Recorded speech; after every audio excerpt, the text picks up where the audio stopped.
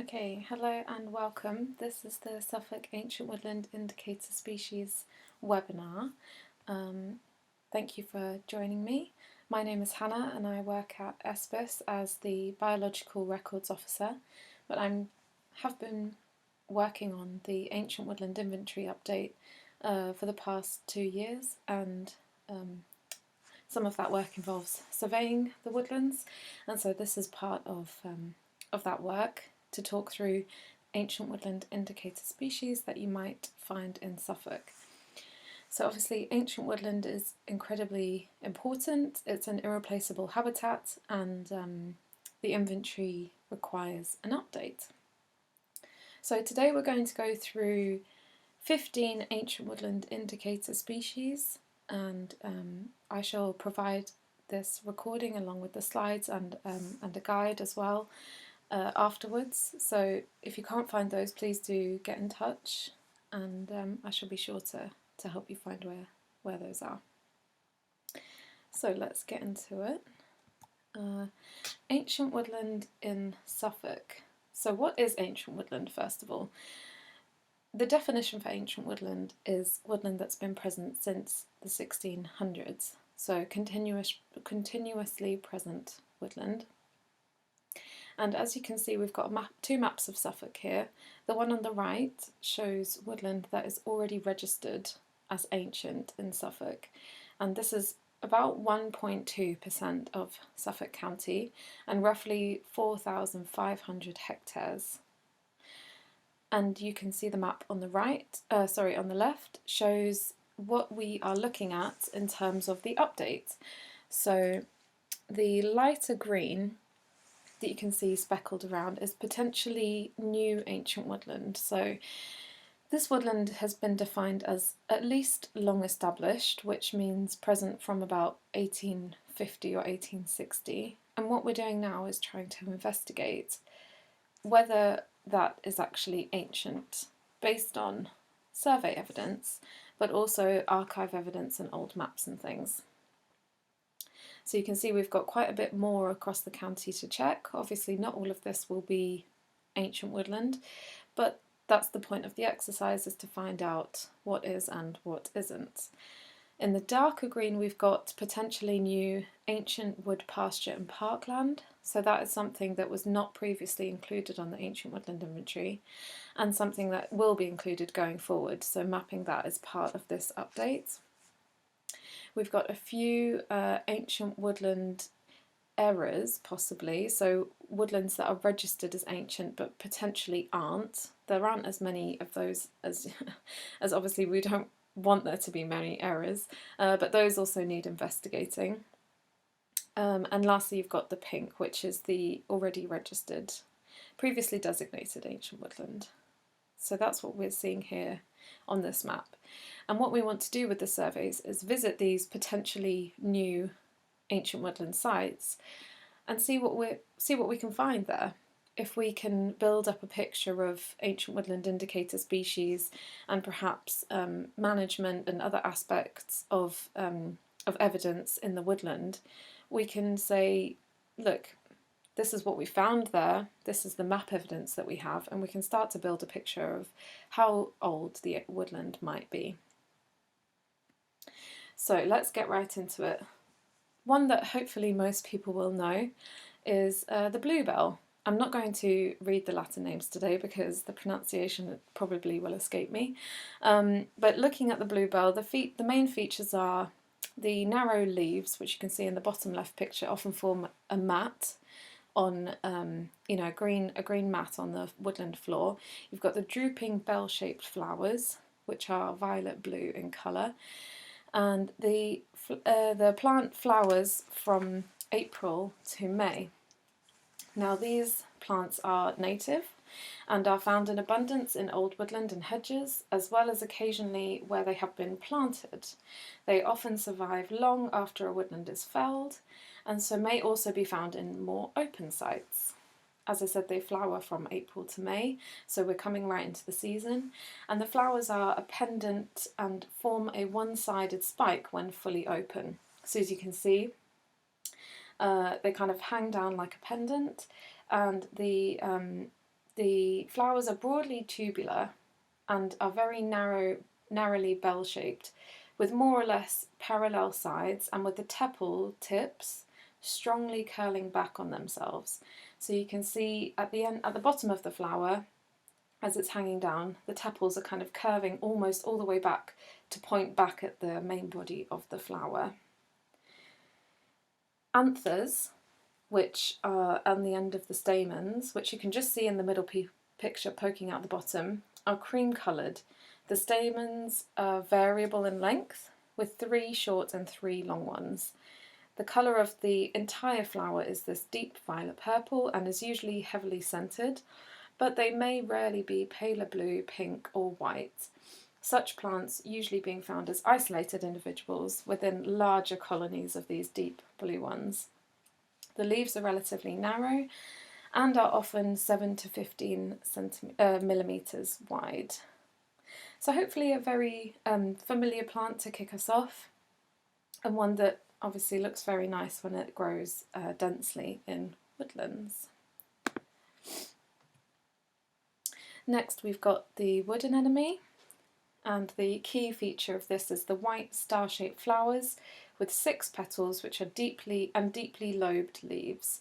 And this flowers March to May, so you should already be able to find these out and about in woodland. These are native and they grow on mostly boulder clay regions, doing particularly well in coppiced plantations. It forms creeping patches that can become quite extensive with age. The flowers are white or pale pink, and they often have a deeper pink tone on the back of the tepals. So you can see the third picture along here shows that deeper pink. The petals, which are technically sepals, are variable in number and usually are between 6 or 7, but they can range between 5 and 9. So good to check a few of these and to look at that deeply lobed leaf, which we can see on the 4th picture. So that is wood anemone. Next we have herb Paris, and the main features of this are the glossy red leaves that are arranged in whorls, which means what a whorl is basically leaves radiating from the same point on the stem. So they all the leaves are coming from the exact same point on the stem. It has distinctive 4-parted flowers as well. And it flowers from April to August, so this is something that we should be seeing hopefully soon. It's an uncommon and declining native perennial, and it favours dark, shady places on chalky soils or boulder clay. The majority of plants have 4 broad leaves encircling the stem, and the flowers have 8 bracket-like green petals arranged in 2 rows of 4 and 8 spear-like and 8 spear-like stamens. There may be 3 to 8 leaves on some plants, and there may be up to 12 stamens. The flower is followed by a blackberry-like capsule, which you can see most clearly in the 3rd picture along. So, I mean, if they're becoming a bit more uncommon, you might not see these plants, but quite a distinctive one, I would say, and one that you would hope would be, you know, quite obvious if it was present in the woodland and in an area where you'd gone for a walk around. So that is herb Paris. Next we've got hopefully another familiar one to some people. This is ramsons or wild garlic. Now these feature broad lance-shaped leaves and a strong garlic smell when crushed, which is a key identifier. And they flower from April to June, but the leaves should already have popped up in March. So as you can see here on the very left picture, this is actually taken in the woodland local to me, and I managed to find a patch of it, I think this was in the beginning of March. So it was just starting to sprout, but still quite obvious because there was a dense patch of it. This plant is native and widespread in woodlands and shady lanes and hedge banks, especially favouring damp ground. As I said, it flowers from April to June, so these white flowers should become visible within, well, starting from now because we're already into April. The strong garlic smell is something that's very, very poignant and can help you find them. You might smell them before you see them. And they form these extensive creeping colonies. The leaves are much broader than those of other onion and garlics and can be up to 8 centimetres wide. And then they also have these white flower heads, which are quite distinctive and easy to pick up in the woodland. They obviously stand out against the darker colours. So hopefully you'll be able to find some wild garlic. It's quite fun to smell the leaves and to, yes, to have a big patch of it growing like this. And that is another indicator of ancient woodland. Next we're on to primrose, which hopefully will be another familiar species to some people. So it grows in this rosette of wrinkled oval leaves with these mostly pale yellow flowers, and it flowers from March to May and sometimes even earlier, and I've seen it everywhere lately. So hopefully that you will have seen this species around. It grows in gardens and on hedge banks, and I mean there's almost no way you can't find it, so hopefully it will be something that's familiar to you. It's native and it's most common on heavier soils. It avoids dry, sandy areas, but as I said, it's very widespread. Although some variations of it are an escape from cultivation. So it typically differs from other native primula species by its large flowers, which are usually 30 to 40 millimetres across, and the lack of a common flower stalk. So each flower arises individually from the leaf rosette on a single stem. Native plants are usually pale yellow, but occasionally maybe white or pink, although deep pink flowers are probably cross-pollinated with cultivated forms. And the leaves narrow gradually into the petiole at the base, so they have this narrowing shape, as you can see in the middle picture. And they prefer shade. They have declined in East Anglian woodlands as a result of summer droughts, but I have seen them around in woodlands, so do keep your eye out. And yes, quite a common one. That is primrose.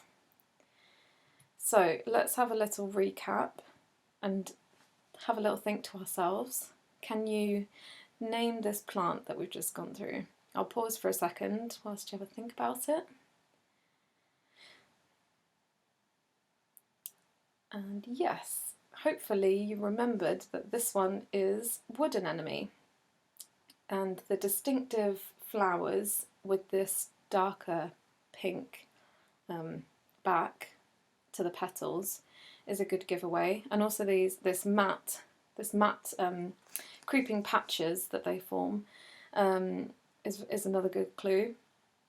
And also the leaf shape is very distinctive, so easy to perhaps confuse with a few other things, but you know, with that in combination with the flowers would hopefully be enough of a clue.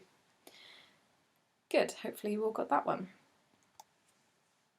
Next we're looking at dog's mercury, and the key features for this are the toothed dark green leaves, which are in opposite pairs, and these small inconspicuous green flowers.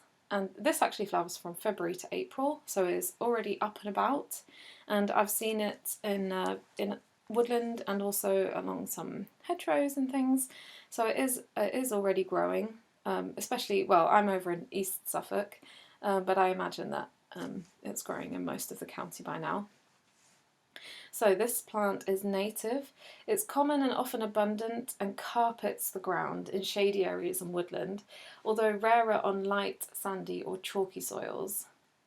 As I said, it flowers from February to April, and it forms these kind of extensive spreads, so sometimes when you look at the woodland floor you can't see anything but dog's mercury.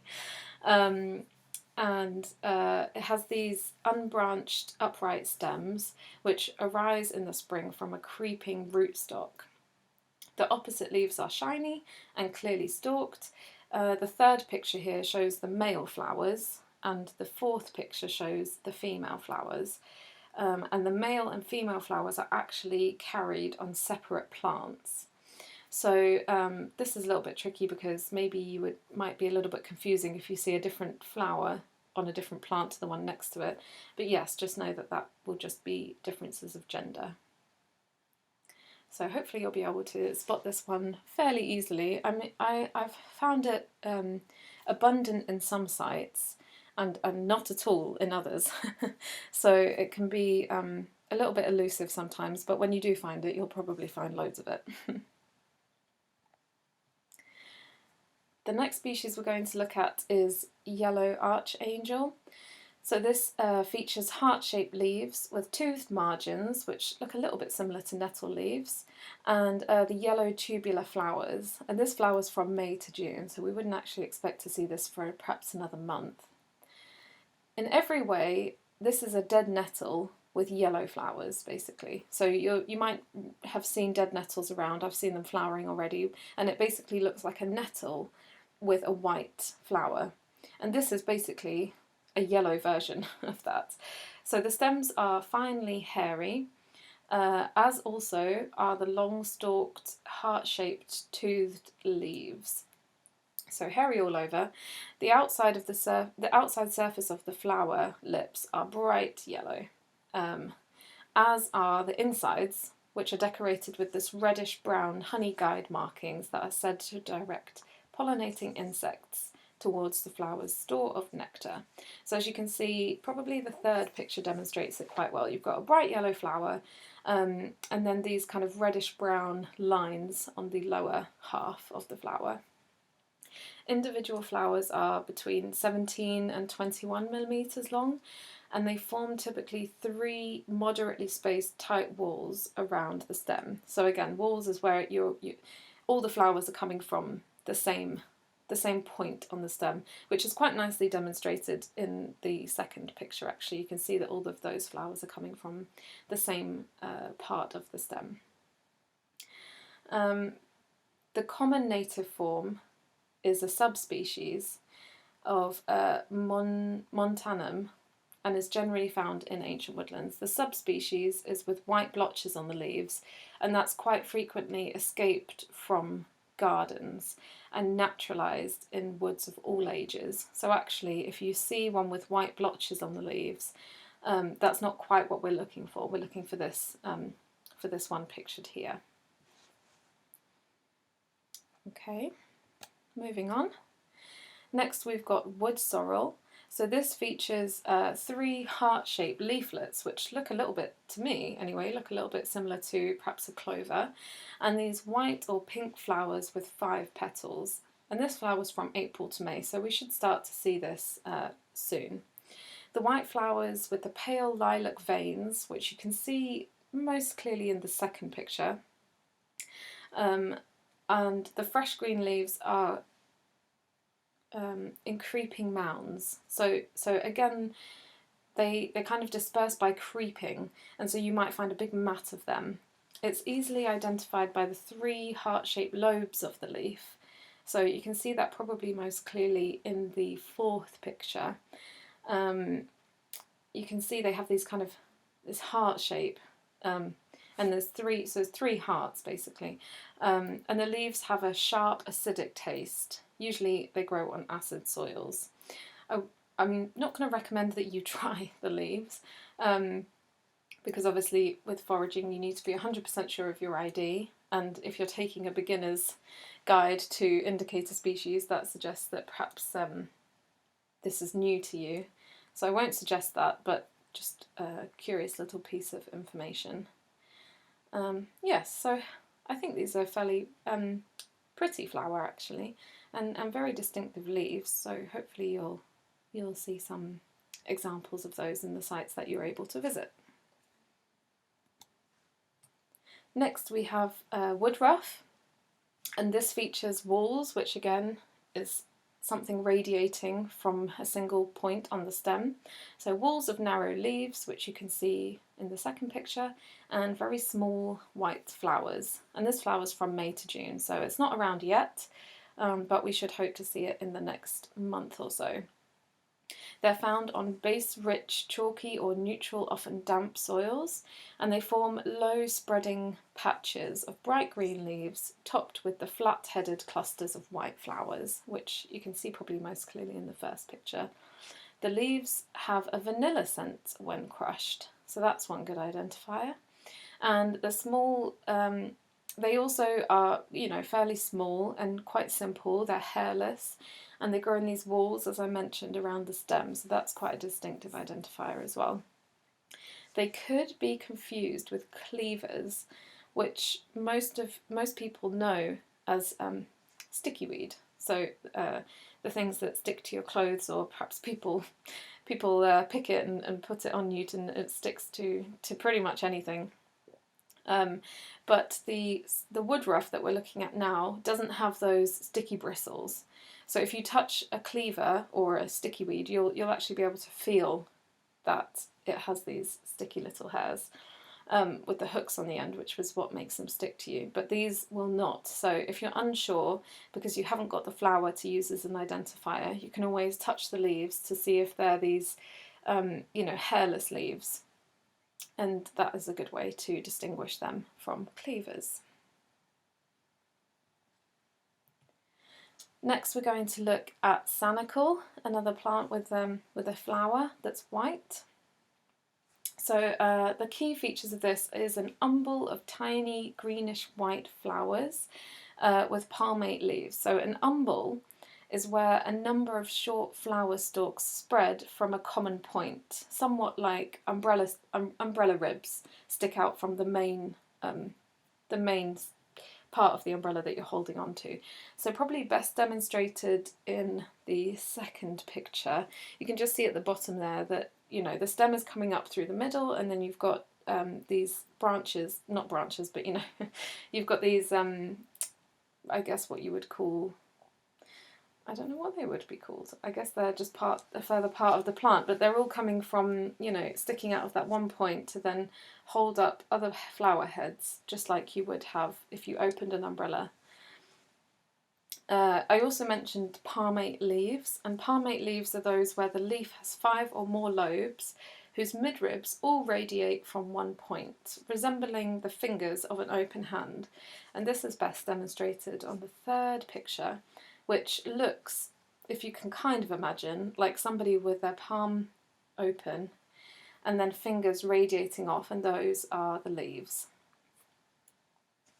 So this plant is native and widespread in shady woodland and prefers more chalky or neutral soils. As I said, it flowers from May to August, so we won't be seeing those yet, but hopefully soon. And the lower leaves are shiny green, rounded, and as I mentioned, palmately lobed. The fruits, which you can see in the fourth picture, are in a dense cluster on short stalks and covered in hook-tipped hairs.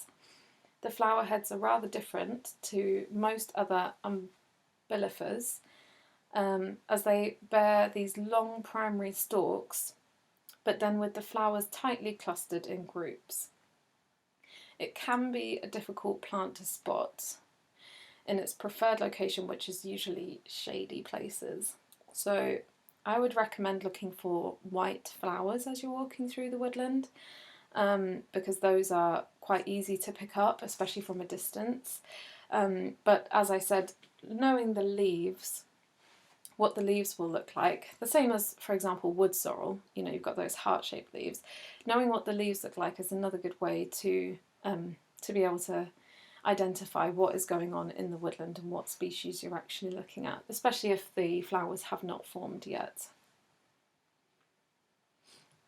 Okay, so let's have a little review, and I'll just give you a moment to try to name this plant.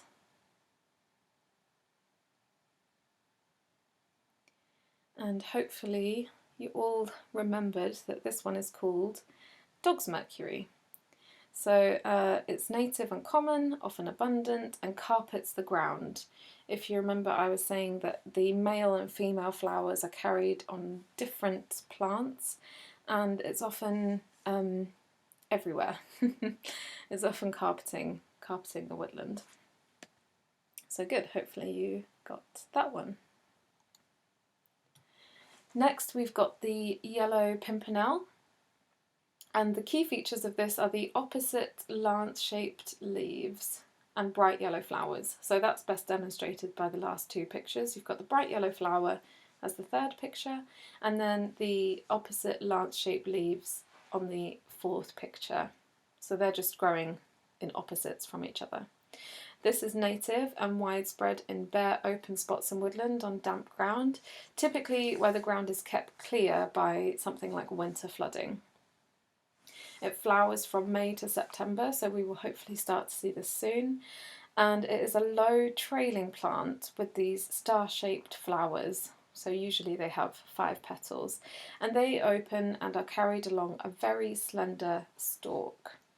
The flowers are typically 1 to 1.5 centimetres across, with sometimes 4, but mostly 5 pointed petals and long pointed sepals. So actually the points at the end of the petals are a key identifier for this, because there are some other flowers, other yellow flowers that grow in woodlands that are also indicator species, we'll go through a couple more in a minute, that don't have that point at the end of the petals, and that's a good distinguisher for this species. The leaves are clearly longer than they are broad, and they also have pointed tips, and the opposite leaves are short stalked, and they're broadly oval in shape, as you can see from the fourth picture on this slide. So this is yellow pimpernel.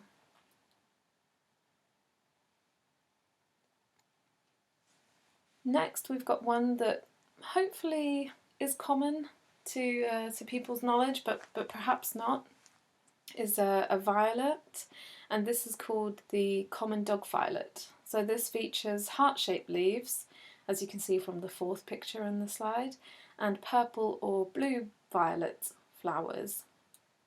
And this flowers from April to June, although I've definitely seen it already, so I should probably change that from March to June. So this is a very low plant. The leaves are this heart-shaped with long stalks, and the flowers are this deep bluish purple. They're 14 to 25 millimetres, and a key indicator for this particular species is that they are not centred. The spur, which you can see in the third picture along, is actually the piece behind the flower. So you can see that in the third picture along, the flower is opening to the right hand side, and on the left hand side you've got this pale spur, and it's rather stout, and it can be whitish or pale purple, and is lighter than the petal colour. It's often upcurved and notched towards the tip. Now this is quite key as an identifier to distinguish this violet from other violets. They're all fairly similar, and identification can be difficult without taking care to have a look at what is actually happening on the flower and the leaves and things. So the flowers are all rather similar, but the colour of the spur at the back of the flower is useful. So important to remember that the common dog violet usually has a lighter or whitish coloured spur and is not the same colour as the petals. Some may confuse it with the early dog violet, which is very similar, but we will maybe come on to that another day, or the sweet violet.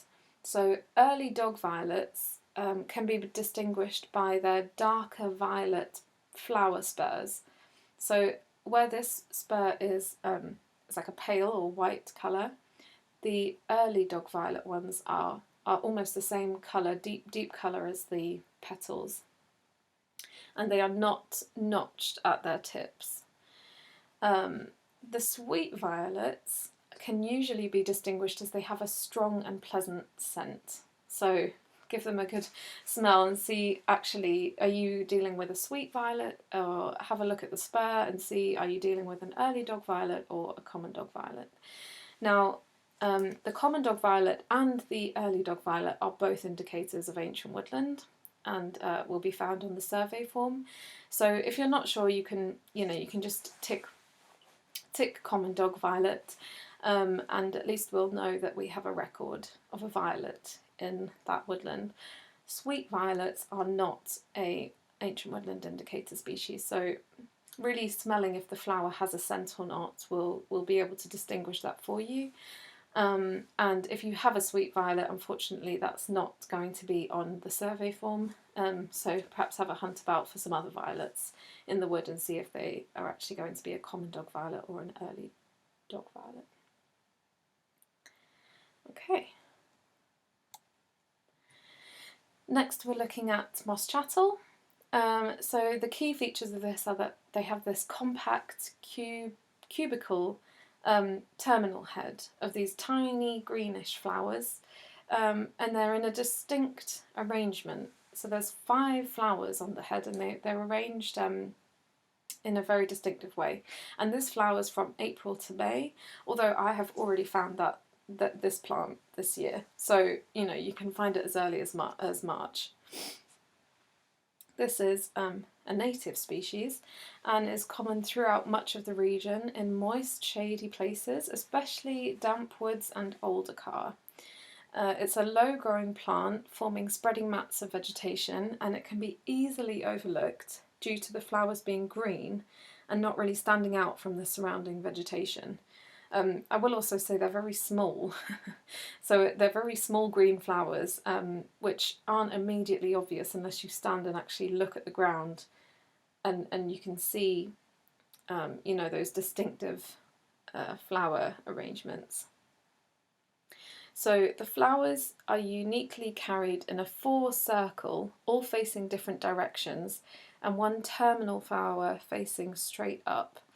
This configuration has earned the plant the name of the town hall clock, which I think is really nice because they're on these stems that kind of come up out of the plant, and then they have 5 flowers, 4 facing outwards in a kind of like a cube shape, and 1 sitting on top, and they're quite sweet looking actually.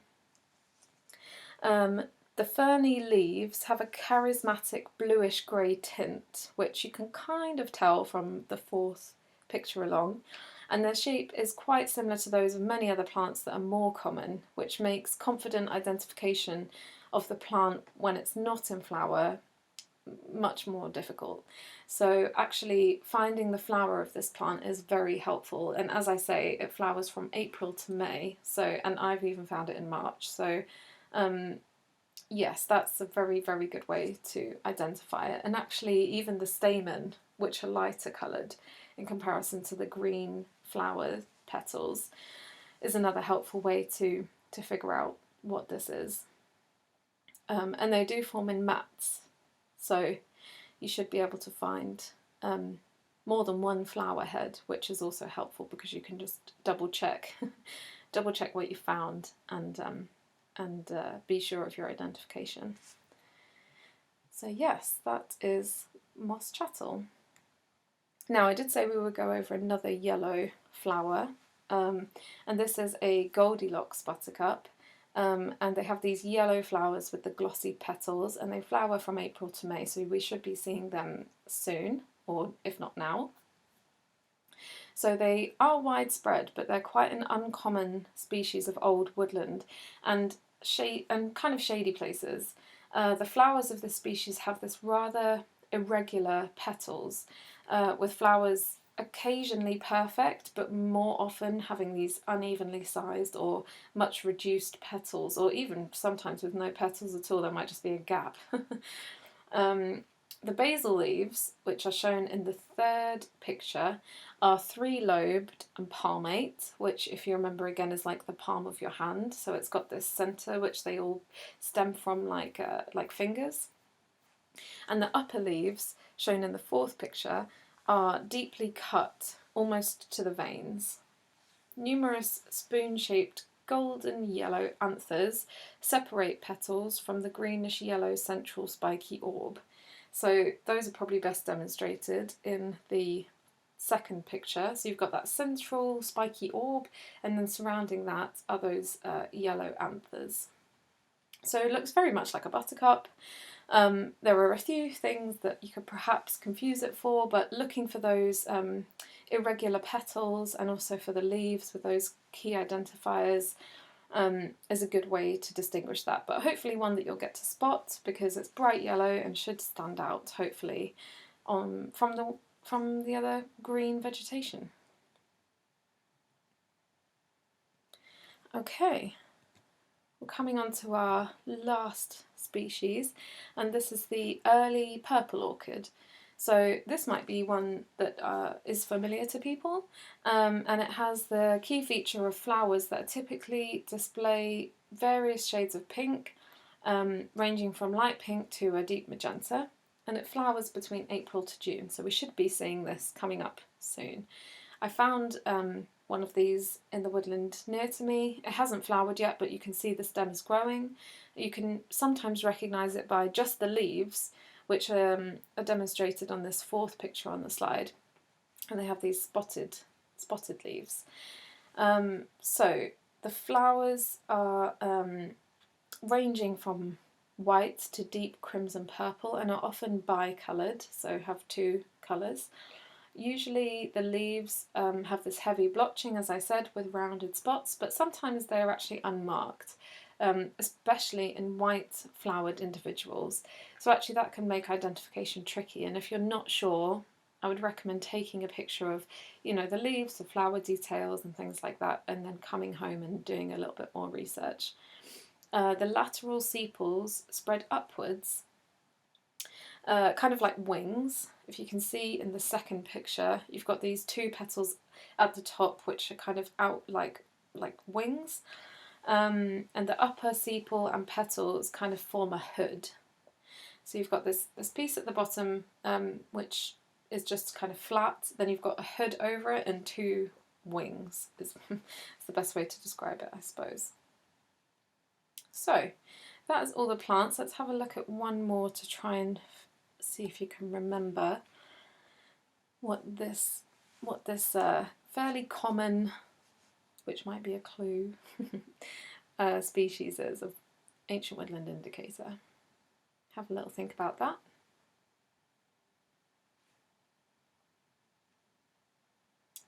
Okay, so that one is actually the common dog violet, and the key indicators for this are the heart-shaped leaves, this spur behind the flower that is either whitish or a light purple colour, or lighter than the petals at least, and it grows in low to the ground. Good, hopefully you got that one. Okay, so some further guidance I just want to have a quick whiz through. I would recommend botanical guides. Carry a reliable botanical guide specific to this region. I've actually made a small one with the species that we've gone over today. But if you wanted to buy one, you would look for one that has wildflowers and trees and shrubs commonly found in woodlands, and these guides typically provide detailed descriptions and illustrations to aid identification. And that's really helpful because knowing the key indicators for different species is going to save you a lot of time rather than going through every single way to identify particular species. I'll just mention seasonal timing. Obviously we know that we're in the survey season at the moment, but many indicator species exhibit distinct features during certain seasons or certain months, so it's good to familiarise yourself with the blooming periods, leafing times and other seasonal characteristics of the species you're monitoring.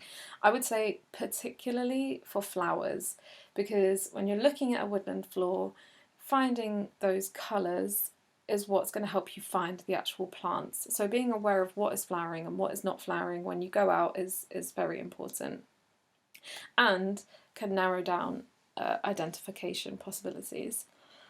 Looking at leaf characteristics is very important, so the shape, the size and the arrangement of the leaves. Many indicator species have charismatic leaf structures that can aid in identification. So this can be really helpful, even if you can't remember what the species is in the moment. Taking a picture of the leaves and then going home and looking up what that might be is a good way to identify certain species. Also, of course, the flower features, identifying flowering plants based on the colour and the size and shape of the flowers, the arrangement of flowers on the stem, the number of petals, and any other distinctive markings. Even, you know, when we were looking at the early purple orchid, you know, early purple orchid, sorry, you know, you've got those wing petals, but also the way the flowers are arranged on the flower head is quite distinctive for orchids. I mean, at least you can narrow it down to orchid, and then you can go from there to look at the finer details. As I mentioned with the violets, the scent and smell can sometimes help with identifying species, and also with something like wild garlic. So you can pay attention to those characteristic smells and figure out the identification from that. Using field keys can actually be helpful sometimes. So you can employ a dichotomous key or an identification tool. These are often very nicely packaged in smartphone apps, and I'll show maybe an example of what apps you might download, and also botanical guides that you might want to look for if that's something that you would be inclined to do. So the field keys typically provide a series of choices based on observed characteristics, and it helps to just narrow down the possibilities. So even if you have an app out in the field and it tells you, you know, this is a type of violet, but it's not sure what type of violet, then you know at least you're looking at a violet, and you can go to those key identifiers that we've talked about. Lastly, I'd just say collaboration and consultation is key. So do seek guidance from experienced botanists, ecologists and local conservation organisations. I mean, that includes all of us here at ESPIS, so if there's anything you're not sure of, you can always drop me an email with a picture and we can have a look and think about what you might have found. You can collaborate with other experts who have the in-depth knowledge of the region and its flora, and attending workshops or field walks can enhance your skills. So obviously that's what you're doing today, so well done to you. I'm trying to also plan a field walk where we go and visit a woodland to look for some of these species in person. Once you find them in person, you have a much clearer idea of even just the size of the flowers or the size of the plant, or where you might come across it in the woodland, because there's obviously different structures within the woodlands. Is it a dense coppice? Is it an open glade? Is it a ride? Is it damp? Is it dry? All of these features affect where the species will grow, and once you start to find the species, you know, you can look at the surrounding environment and say, okay, I'm in an open glade and I found some primrose. I will probably find more primrose if I come across another open glade. So that's very helpful as well. But yes, any questions or anything that you need, do always get in touch. Good. Okay, these are some of the guides that I was just talking about, botanical guides. So you've got the Collins British Wildflower Guide. This is very beginner friendly and it has good illustrations, although it doesn't have photos, and it has a good glossary including illustrations, so you might be inclined to go for something like that if you wanted a guide. Alternatively, there's the Wildflower Key by Frances Rose. This is more intermediate level, but also has illustrations and not photos. And pages 20 and 21 specifically include information on ancient woodland indicator species, which is very helpful. But obviously both of these guides cover much more than that, so perhaps if you're really interested in wildflowers in general, this might be a good way to go. Alternatively, the Field Studies Council have an Ancient Woodland Indicator Guide. This is, I think, a little bit cheaper than the books. It's very beginner friendly, and it only includes ancient woodland indicator species. It's lightweight, it's like a fold out pamphlet, which I think it's glossy, so you know you can take it out in the field and it won't really get too damaged. It doesn't contain vast amounts of information, as you can see from the picture, but it does contain quite good illustrations and explanations of what those are then showing you. So those are some options. They're not compulsory, it's just if you would want that to be helpful as part of your surveying, these are the ones that I would recommend, but as I say, not necessary. There are other resources that you can use, but just thought I would let you know what would work if you did want to buy something. Next, I also mentioned apps. So there's a few apps that you can use to identify plants. There's the first one, which is the Woodland Trust app, which is good for trees, and I do think also flowers, but I wouldn't use that one for flowers. I would use that one mainly for trees. It's free, it's fairly reliable, it's user-friendly, and it's useful for practicing identifying different trees. Next is this app called Seek, and this is by iNaturalist, and this is actually the one I use. It's free, but it does include premium features, but I haven't subscribed to the premium features, I just use the free version. I'd say it's very user-friendly, and it's a good starting point, but obviously all records should be confirmed either by yourself or by an expert. So actually that's the case for all apps, is that, you know, they can give you a clue, and often they can get you to an exact identification and be correct, but they're not 100% accurate 100% of the time. So even if they tell you what you found, you need to know it yourself and go away and double check if you're not 100% sure that it's something you know. And then lastly, we've got this PlantNet app. I'm not 100% sure about this app, but I just thought I'd include it as another option. It's free and advert free. There are experts that can validate your records on this app. Again, it's user-friendly, and again, it can aid in determining at least the family or even the genus of the species that you're looking at. I would say if you're a beginner, using an app is very helpful. I really like this Seek app because you take a picture of the species that you've found, and you can actually build up a picture of what you've found. You can go into your observations and look through all the species that you've been able to identify. Again, it's not in place of a guide or in place of your own identification. It's very helpful to help even document what you've found, and pictures are obviously very helpful. I will just say apps need to be used with caution. So as I said, helping to narrow down possibilities, but they should not be taken as definite. If you're unsure, take multiple pictures, such as those that I've shown today on the slides. So the leaf features, the flower features, the arrangement on the stem, and then use proper guides when you get home, or the internet, or some expert opinions for the final identification. So as I say, if you can't figure it out using the app, which, you know, it doesn't always work, be sure to get those details down. The backs and the fronts of the leaves, the backs and the fronts of the flowers, the plant as a whole, do some measuring even if you want to, make some notes about what you found, and then, as I say, have a look when you get home. And I think that's it. So we've whizzed through some identification tips and what species you might be looking for in Suffolk's ancient woodlands.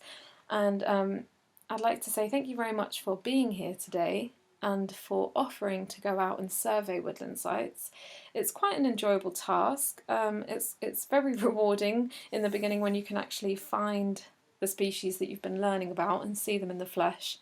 I've really enjoyed doing that, and I hope you will too. And as I said, any questions or queries, or you found something you're not sure what it is, I'm not specifically a botanist, but I do have some knowledge of ancient woodland indicator species.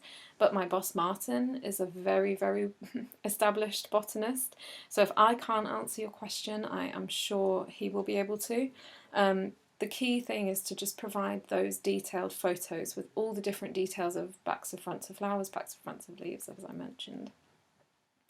So yes, all that's left for me to say is thank you for watching, and I shall be in touch with the PDF version of the slides on the species. It should also be available on our website, but if you can't find it for whatever reason, please do just drop me an email. My email address is Hannah, which is HANNAH.allred, which is ALRED, @suffolk.gov.uk. Thanks for listening.